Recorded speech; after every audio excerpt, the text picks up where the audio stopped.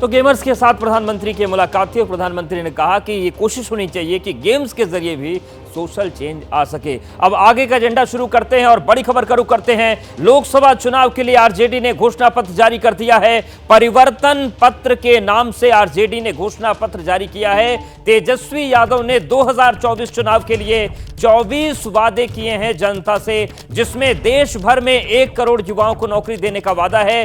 वहीं बिहार को special package से लेकर गरीब महिलाओं को 1 लाख सालाना देने का वादा भी किया गया है। तो 2024 के लिए 24 जन वचन का जिक्र आरजेडी ने किया है। और इसके साथ ही साथ बिहार सरकार जो थी 17 महीने की, उसमें जो उपलब्धियां रही नौकरी को लेकर उसकी बात की। उन्होंने कहा कि बेरोजगारी महंगाई बड़े दुश्मन हैं और 15 अगस्त से बेरोजगारी से आजादी की जो मुहिम है वो शुरू की जाएगी अगर सरकार बनती है। गरीब परिवार की महिला को 1 लाख रुपए, गैस सिलेंडर की महंगाई का हवाला भी दिया गया और कहा गया कि हमारी सरकार बनती है तो 500 रुपए में सिलेंडर दिया जाएगा। 1 करोड़ युवाओं को सरकारी नौकरी दी जाएगी। अग्निवीर योजना को बंद करने की भी बात कही गई है। साथ ही साथ तेजस्वी यादव ने इस घोषणा पत्र में यह भी कहा कि जो बिहार को स्पेशल पैकेज है वो दिलवाने की बात कही जाएगी और हर जिले को 4000 करोड़ की मदद मिलेगी। साथ ही बिहार को विशेष राज्य का दर्जा भी दिलवाएंगे। अगर हमारी इंडिया अलायंस की सरकार बनेगी तो देश भर में 1 करोड़ नौजवानों को नौकरी, सरकारी नौकरी हम लोग देने का काम करेंगे। 1 करोड़ नौकरी पूरे देश में। पूरे देश में 30 लाख नौकरियां जो है रिक्त पड़ी है, उसको तो भरेंगे ही भरेंगे, लेकिन 70 लाख नौकरी का जो है पदों का हम लोग सृजन करेंगे। आप लोग जानते हैं नौकरी, बेरोजगारी सबसे बड़ा हम लोगों का दुश्मन है। आज भाजपा के लोग इस पर कोई चर्चा नहीं करते।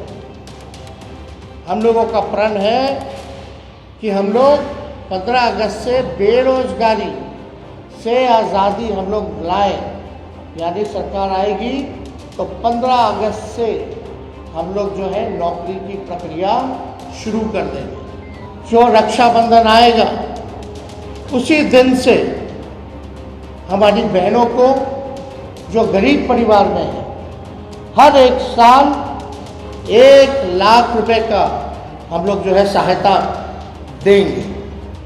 जाति आधारित गणना तो कराया, तो साथ में हम लोगों ने आरक्षण की सीमा को बढ़ाया 75%।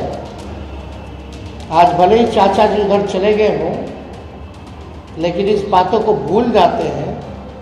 सचिवालय में सभी उनके मंत्रियों के साथ, हम भी डिप्टी सीएम थे, हम लोगों ने प्रेस कॉन्फ्रेंस किया था और भारत सरकार को कैबिनेट ने सिफारिश भी की थी कि भाई जो आरक्षण की सीमा हम लोगों ने बढ़ाया है बिहार में, जिसमें अति पिछड़े का बढ़ा, स्वर्ण जाति भाइयों के जो गरीब भाई हैं उनका 10% जो था वो रह गया, अति पिछड़ों का, दलितों का, आदिवासी भाइयों का यानी 75% जो आरक्षण बढ़ा, उसको हम लोग शेड्यूल 9 में।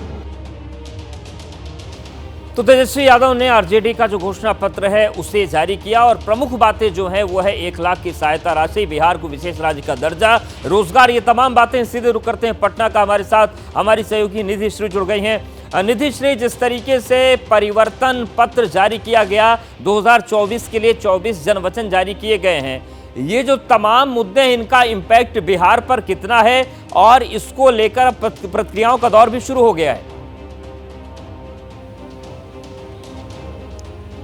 देखिए, बिल्कुल लुभावने वादे आरजेडी की तरफ से किए गए हैं और अगर आप इनको सिलसिलेवार तरीके से देखेंगे तो बिहार को ध्यान में रखकर ये वादा किया गया है। हालांकि तेजस्वी कह रहे हैं कि केंद्र में जब सरकार आएगी तो जो हमने बिहार की जनता के साथ जो वादा किया था और वो पूरा किया, उसी तरीके से अगर केंद्र में सरकार इंडिया गठबंधन की आती है तो हम पूरा करेंगे। लेकिन कुछ बातें इसमें विशेष है। एक तो पहले ही जब मना कर दिया गया है कि विशेष राज्य का दर्जा नहीं मिल सकता, ऐसे में 1,60,000 करोड़ का वो वादा कर रहे हैं, बिहार को विशेष पैकेज दिलाएंगे, विशेष राज्य का दर्जा दिलाएंगे, ये तमाम प्रमुख बातें हैं। स्वामीनाथन सिफारिश जो है वो लागू करेंगे, मंडल कमीशन की जो सिफारिशें जो पूरी नहीं हुई वो लागू करेंगे। इनके अलावा 1 करोड़ नौकरी, माफ कीजिएगा, 1 करोड़ नौकरी ये कहाँ से लाएंगे, ये सवाल मीडिया की तरफ से किया भी गया तेजस्वी से। तो उन्होंने कहा कि देखिए, कांग्रेस की तरफ से 30 लाख नौकरी का वादा किया गया, लेकिन हम 70 लाख नौकरी का सृजन करेंगे, क्योंकि बिहार की जनता देख चुकी है। 5 लाख लोगों को हमने नौकरी दी, जैसा कहा था वैसा 17 महीने की सरकार में किया।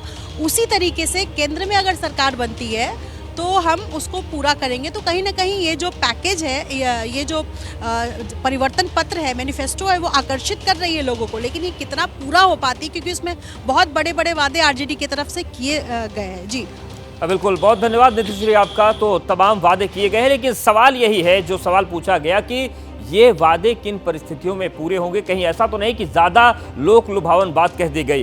प्रतिक्रियाएं सामने आने लगी है। आरजेडी के घोषणा पत्र पर जेडीयू ने पलटवार कर दिया है। जेडीयू प्रवक्ता नीरज कुमार ने कहा है कि चुनाव लड़ रहे हैं 23 सीटों पर और पूरे देश का एजेंडा सेट कर रहे हैं। तो बड़ा हमला जेडीयू की तरफ से हुआ है। तो 23 सीट पर तो चुनाव लड़ रहे हैं, अब पूरे देश की राजनीति का एजेंडा तय कर रहे हैं। अपना रामा दामा और दूसरे का गिरथा माँ। 23 सीट पर चुनाव लड़ रहे हैं। सहयोगी पार्टी जो आपकी है, चाहे वह कांग्रेस हो, सीपीआई हो, सीपीएम हो, माले हो, उसको आपने इस लायक भी नहीं समझा कि वो आपके घोषणा पत्र जारी करने के समय आपके बगल में बैठते। तो सच तो यही है ना कि हेलीकॉप्टर में संतरा खा रहे हैं और उस संतरे को छिलका है वो अपने सहयोगी पार्टी के हाथ में गिरा रहे हैं, और साथ ही साथ उसका जो संतरे का रस है वो आंख में डाल रहे हैं।